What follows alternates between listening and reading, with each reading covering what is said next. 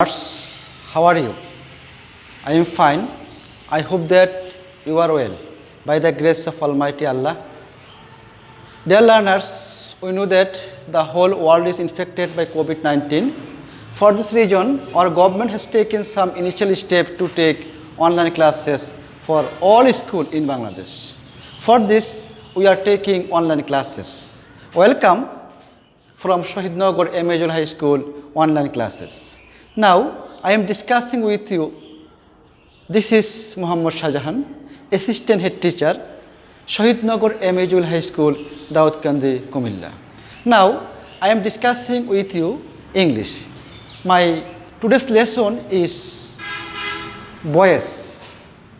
Second paper, boys. Boys means bacho. We know that there are two kinds of boys. Number one, active, and number two, passive.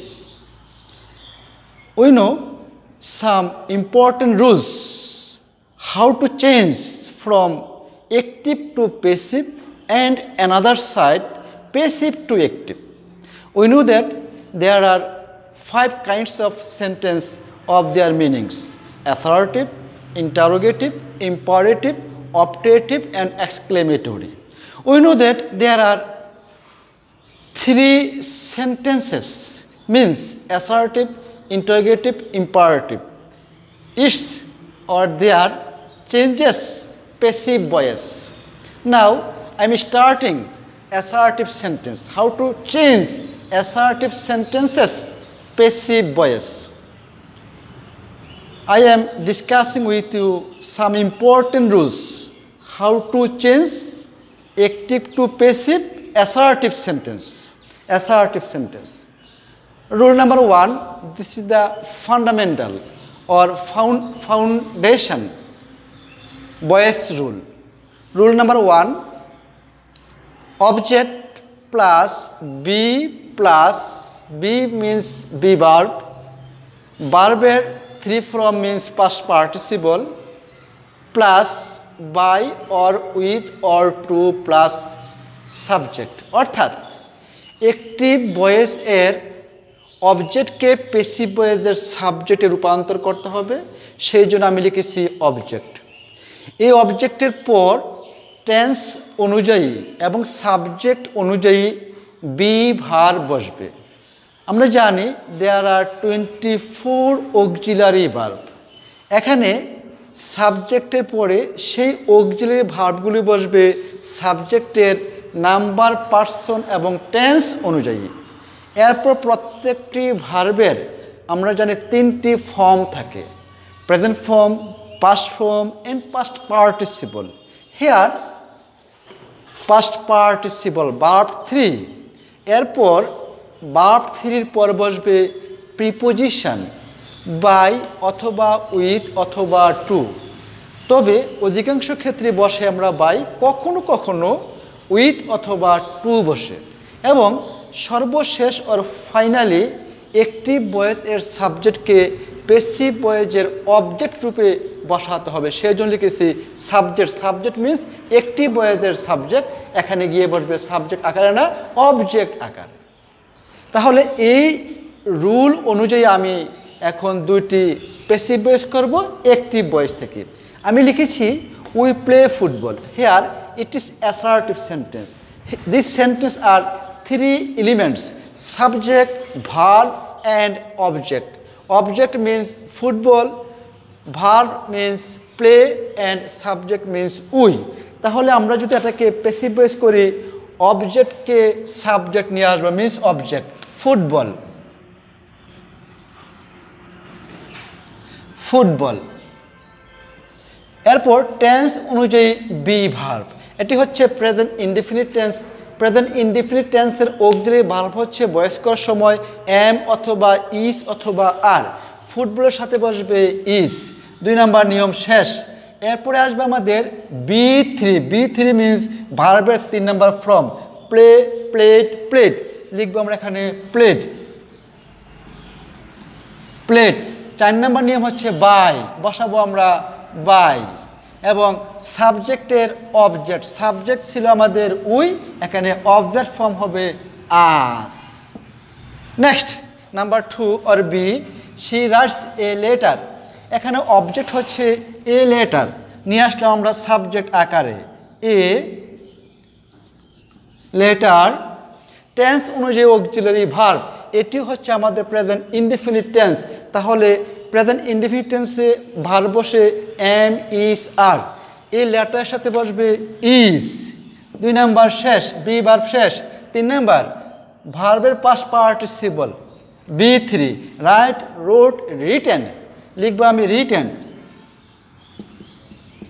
Written. এরপর preposition by, by, by. Next সাবজেক্টের object, subject রূপ হচ্ছে C, এর object রূপ হয়ে যাবে হার। C এর object হচ্ছে হার। এই ছিল আমাদের অ্যাসার্টিভ সেন্টেন্সের মধ্যে এই স্ট্রাকচারে আমরা একটি ভয়েস থেকে প্যাসিভ ভয়েস করলাম। নেক্সট রুল, নেক্সট রুল, যদি একটি ভয়েসে দুটি অবজেক্ট থাকে, কয়টি অবজেক্ট? দুটি অবজেক্ট থাকে। যেমন he teaches us English, English, he teaches us English. এখানে দেখতে পাচ্ছি আমরা আস হচ্ছে আমাদের অবজেক্ট এবং ইংলিশ হচ্ছে আমাদের অবজেক্ট। তাহলে আমরা যে কোনো একটি অবজেক্টকে সাবজেক্ট আকারে বসিয়ে তাকে আমরা প্যাসিভ ভয়েস করতে পারি। যেমন আমরা যদি আমরা আসকে নিয়ে আসি, আস হচ্ছে অবজেক্টের রূপ, এটা যদি সাবজেক্ট নিয়ে আসি তাহলে হয়ে যাবে উই, উই। 2 নম্বর নিয়ম বি ভার্ব, এটা হচ্ছে প্রেজেন্ট ইনডিফিনিট টেন্স, উইয়ের সাথে বসবে আর। লিখলাম আর। মূল ভার্বের past participle teach, teaches, teach, taught, taught, TAUGST, taught. 4 number নিয়ম হচ্ছে বাই, বাই এবং নেক্সট সাবজেক্টের অবজেক্ট হি হবে হিম, হিম। অর এটাকে যদি আমরা ওই অবজেক্টকে নিয়ে আসি ইংলিশকে, তাহলে হবে ইংলিশ, ইংলিশ। টেন্স অনুযায়ী অক্সিলারি ভার্ব ইজ, মূল verb teaches, taught, taught, taught, us, by, he থাকলে অবজেক্ট রূপ হচ্ছে হিম। এই হলো আমাদের দুটি অবজেক্ট যুক্ত একটি ভয়েসকে প্যাসিভ ভয়েস করিবার নিয়ম। নেক্সট রুলে চলে যাচ্ছি। আমরা জানি রিফ্লেক্সিভ প্রোনাউন যুক্ত একটি ভয়েসকে কিভাবে প্যাসিভ ভয়েস করতে হয়। রিফ্লেক্সিভ প্রোনাউন মিন্স আত্মবাচক প্রোনাউন, যেটা নিজেই নিজেকে বোঝায়। যেমন আমি যদি একটি ভয়েস লিখি he killed, killed himself, he killed himself. Another আমি যদি লিখি they played, play themself,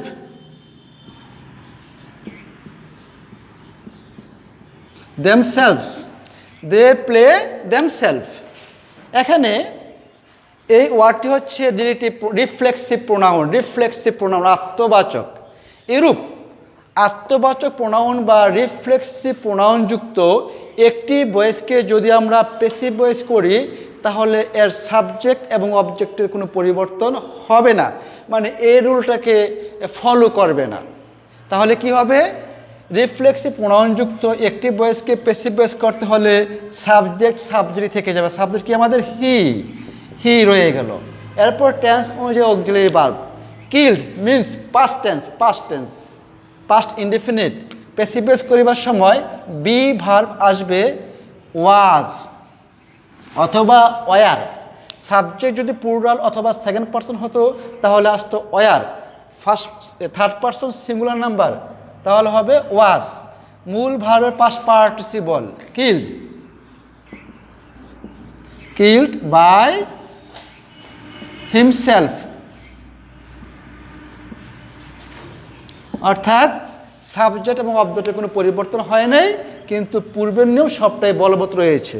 next, they play themselves. আমরা কী লিখবো? সাবজেক্ট সাবজেক্টই থাকবে। দে, দে, দের সাথে যেহেতু প্রেজেন্ট ইনডিফিনিট টেন্স তাহলে বসবে এম ইজ আর, তাহলে দের সাথে বসবে আমাদের আর, দে আর। B3 means play, played, played, played by themselves, selves। এই হলো রিফ্লেক্সিভ প্রোনাউনযুক্ত অ্যাক্টিভ ভয়েসকে প্যাসিভ ভয়েস করিবার নিয়ম। নেক্সটে আমরা চলে যাচ্ছি আরেকটি গুরুত্বপূর্ণ নিয়মে, সেটি হচ্ছে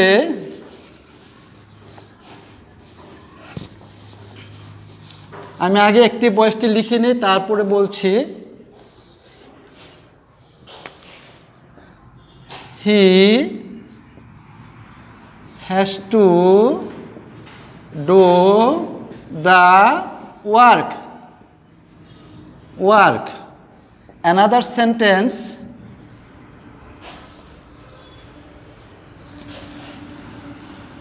we must, we must read it, আমরা অবশ্যই এটা পড়ব। এখানে we see that must অথবা has to, একটি ভয়েসে যদি has to, is going to, are going to, must এগুলি থাকে, প্যাসিভ ভয়েস করিবার সময় অক্সিলারি ভার্ব হিসাবে তাদের পরে বি যোগ করতে হয়। তাহলে আমরা করি এটা, has to the work, the work has to be, has টুর পরিবর্তে কী হবে, has to be, has to be. বাকিটা আগে নিমি, মূল verb do, did, done, done. Next has to be done.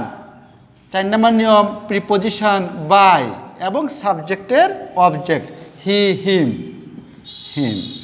Next we must read it, তাহলে এটা হবে সাবজেক্ট, ইট।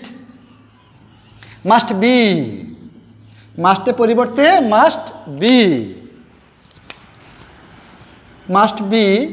মূল verb read, read, red, read, তাহলে রিডই বসবে আমাদের। প্রিপোজিশন বাই, উইথ, টু, এখান থেকে নিয়ে আসবো আমরা বাই এবং সাবজেক্টের অবজেক্ট উই, আস। এটি হলো আমাদের, যদি অ্যাক্টিভ ভয়েসে has to, have to, is going to, are to এবং মাস্ট থাকে, এরূপ সেন্টেন্সকে কীভাবে অ্যাক্টিভ ভয়েস থেকে প্যাসিভ ভয়েস করা যায়। ডিয়ার লার্নার্স, এতক্ষণ আমরা কিছু গুরুত্বপূর্ণ নিয়ম শিখলাম, জানলাম। যদি আমরা ভাষায় এগুলি বারবার প্র্যাকটিস করি, ইনশাল্লাহ অ্যাসার্টিভ সেন্টেন্সের অ্যাক্টিভ থেকে প্যাসিভ ভয়েস অতি সহজেই করতে পারবো। এই পর্যায়ে আমি তোমাদেরকে উপদেশ দিব, তোমরা বাড়িতে এগুলো ভালো করে প্র্যাকটিস করবে, চর্চা করবে, তাহলে ইনশাল্লাহ তোমরা প্যাসিভ ভয়েস করার জন্য অ্যাসার্টিভ সেন্টেন্সে কোনো সমস্যা হবে না। This is the ending session of my class. I hope that you will be well, you keep or maintain your hygiene and health. Thank you very much.